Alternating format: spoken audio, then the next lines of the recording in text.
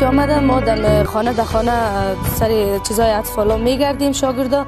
اول در قهوه با صابون میزنی با کیسه میگیری باگ میکنی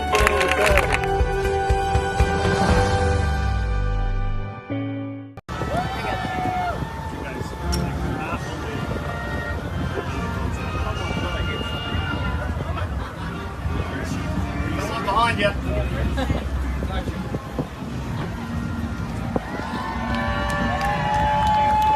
A Fox News town hall with President Trump. We must also do everything in our power to restore prosperity for the American worker. As the nation continues to make progress against COVID-19, Brett Baer and Martha McCallum moderate live from D.C. Watch as the president takes questions on reopening the country and strategy to restore the economy. Our country has to get open, and it will get open, and it'll get open safely. America Together, returning to work with President Donald Trump. Sunday, 7 p.m. Eastern on Fox News Channel.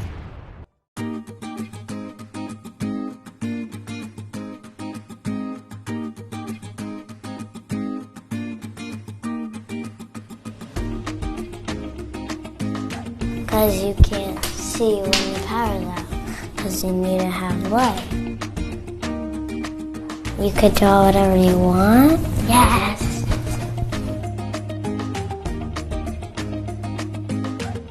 Having toys when the power goes out makes me happy.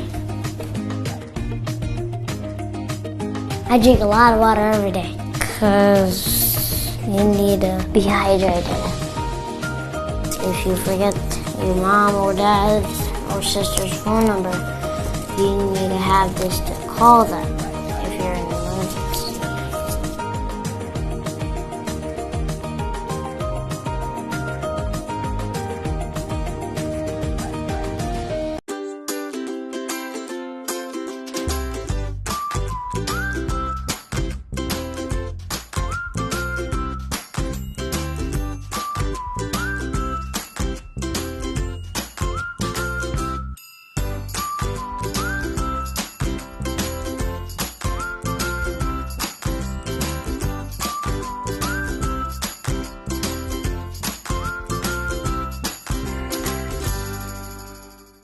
I think we're going to have an incredible following year.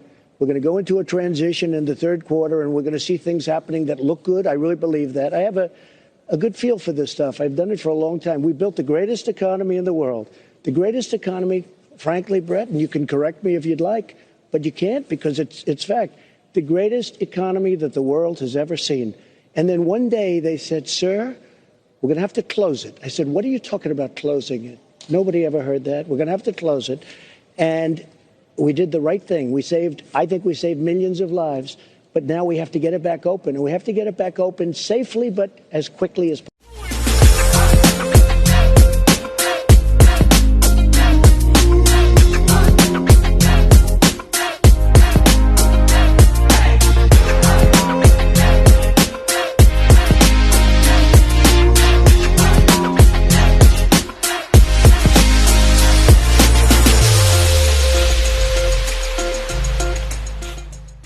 Australia off from the world, and population growth is about to slow dramatically.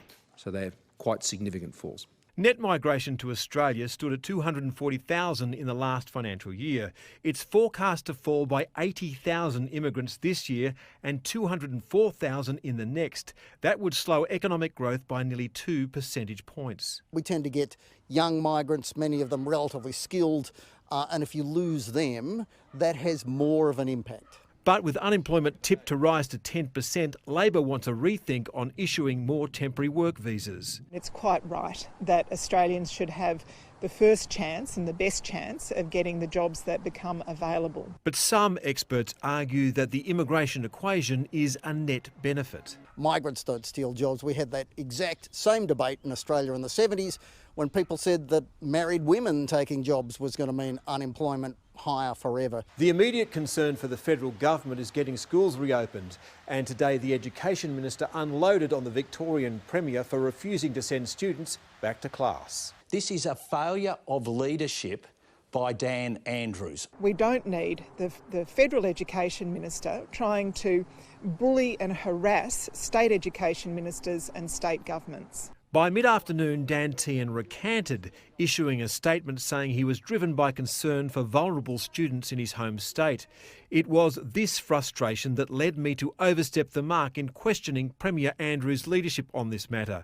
And I withdraw. A rare admission, another sign. The first major European airline to resume passenger flights, despite bans on non-essential travel. I can't see that Wizz Air is going to have a lot of customers. But on the other hand, maybe there is first mover advantages. The aviation industry has been one of the hardest hit by COVID-19, with passenger planes sitting idle on tarmacs across the globe. So what will post-pandemic travel look like? According to aviation experts, there'll be less carriers, less flights, higher prices and check-ins up to 4 hours. Health issues are going to be as important as your passport and your visa. It'll be hard to imagine what flying looks like without people wearing masks and maybe even gowns. Low-cost carrier Ryanair is set to introduce compulsory face masks and temperature checks for all passengers. With the virus still spreading rapidly through communities, many are nervous about getting too close to other people. We're going to move to even more contactless check-in, I think. Check in online before you get to the airport, present your health certificate online, those sorts of things, and drop your bag off somewhere quite remote. Once on the plane, social distancing measures will remain in force. If you actually put the people 2 metres apart on an aeroplane, you've probably got a load factor. You've probably only got about 30% of the number of people. Which means ticket prices will inevitably go up. Airlines returning to the skies is one thing, but convincing the public it's safe to do so is a big win. It also heaps on the pressure to start opening us back up. We're definitely heading in the right direction to get a bit of normality back in our lives. The Prime Minister believes there's no longer a reason for people to be working from home. Hand sanitiser, empty desks and space between staff, all part of the guidelines National Cabinet will look at tomorrow to allow businesses to order employees back to the office. It's very important. We're working very hard to make sure that we restart Australia. Gladys Berejiklian, though, is more cautious. There's unlikely to be any further changes this week. Of the 5,500 tests done in 24 hours, a 7-year-old boy from Warragamba Public School was found with the virus. The school closed, now undergoing a deep clean. Small outbreaks like this will become a consequence of easing restrictions. I anticipate it will happen more frequently. Universities want in on the relaxation action too, chasing a timeline for when international students can re-enter the country. We're certainly very keen to see international education vibrantly underway again. Just in the context alone of Sydney, it is worth billions of dollars a year. Education is our third biggest export, behind coal and iron ore. Around 250,000 students enrolled in Australian universities are stuck overseas right now. The federal government is looking at a plan to give them exemptions from the travel ban, quarantine in hotels for 2 weeks, and then go to uni. But opening the borders for anyone is risky.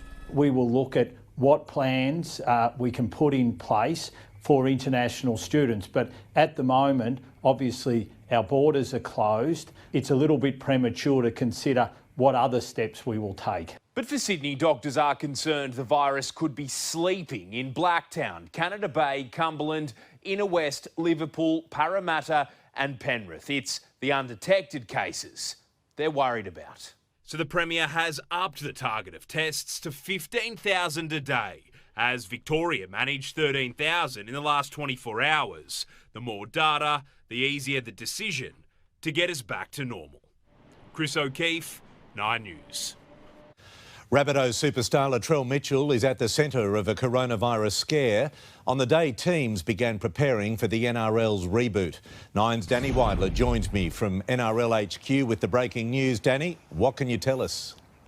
Well, good evening, Pete. Just a few days after Latrell Mitchell was fined $20,000 for his isolation and social distancing breaching, he had to turn up at South Sydney's HQ today with all the South Sydney side to learn about the COVID-19 protocols for the NRL players. Obviously, part of that was being tested by the South Sydney doctor. He presented with some cold-like symptoms. As a result, he was sent straight for testing for COVID-19 and sent straight home. Now, Wayne Bennett has said, look, in a normal circumstance, you might not have noticed his symptoms, but these are not normal times, so he had to be sent away. And Pete, so did 3 other South Sydney players. OK, we await the results. Danny, thank you. The reopening of the nation's borders will be high on the agenda as National Cabinet meets tomorrow. Let's go to Nine's political editor, Chris Ullman in Canberra. Chris, a first with a foreign guest joining our leaders tomorrow. Yes, Pete. Prime Minister Jacinda Ardern will be calling in from New Zealand. She and Scott Morrison have been talking about setting up a trans-Tasman bubble and lifting the travel bans between the countries. It's another signpost on the road to recovery, but don't underestimate how hard the journey out will be. The borders are likely to stay locked to most people from other countries for the rest of the year, and the tourism and hospitality industries fear they're heading for a train wreck in September when deferred loans fall due and the government's JobKeeper payments are timed to end.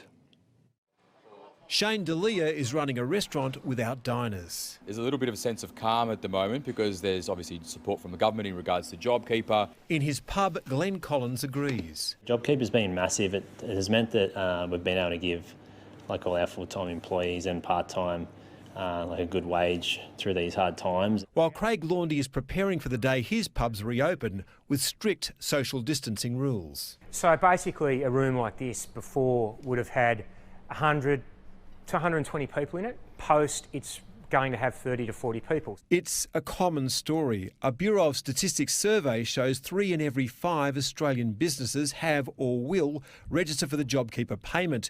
But in accommodation and food services, that number jumps to 3 in every 4 as cash flows in hospitality slowed by 88%. The overwhelming majority of our venues have lost 100% of their revenue. But as hard as things are now, a perfect storm is on the horizon. There was a finite life to JobKeeper, so we have been very clear that it was for a certain period of time. Well, I think that's when the bubble that we're in now is going to burst. The $1,100 fortnightly job seeker payment is set to halve on September 22. The $1,500 a fortnight JobKeeper allowance, which pays businesses to pay their staff, ends 5 days later. That's the same time many small businesses which have deferred bank loans will have to recommence payments. The industry fears ruin when that deadline collides with social distancing. You're talking about a 50 to 60% hit to patron numbers and therefore revenue, and obviously that flows through to decrease in staff. You could only employ maybe a third of your staff. With 13% of the Australian workforce employed in tourism and hospitality, the path out of the lockdown will be much harder than the road in.